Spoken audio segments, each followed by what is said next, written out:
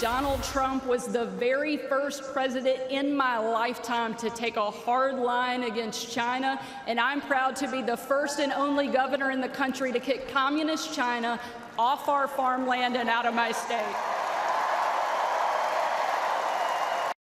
You just heard from Arkansas Governor Sarah Huckabee Sanders speaking tonight at the Republican National Convention.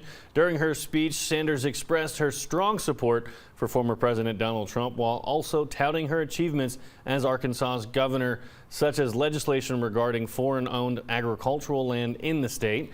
In October of last year, Sanders found a company that owned land in Craighead County in violation of that state law. The National Convention in Milwaukee is giving the Republican Party a lot of publicity this week. I spoke with a couple of Arkansas lawmakers about the state of the party. It's new at 10.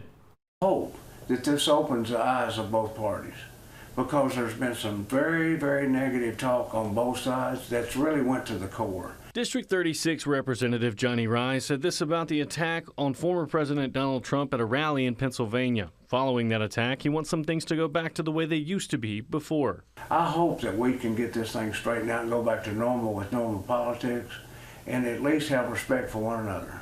District 32 Representative Jack Ladyman has a similar view on the broad scope of politics in general. I'm okay with talking negatively about a policy or what another candidate has done.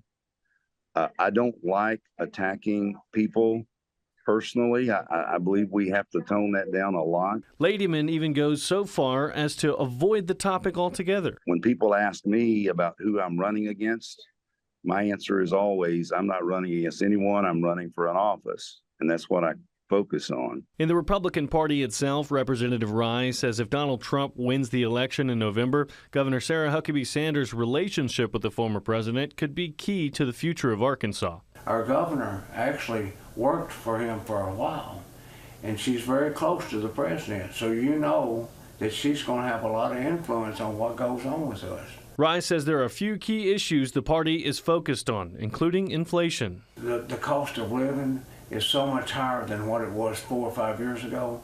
Even though someone may be making $50,000 or $55,000 a year, that's not really an attainable salary for people to live on. He says it's hurting Arkansans, and he believes both parties will work together on it. And the inflation that's went out in the last 3 to 4 years is absolutely killing working people.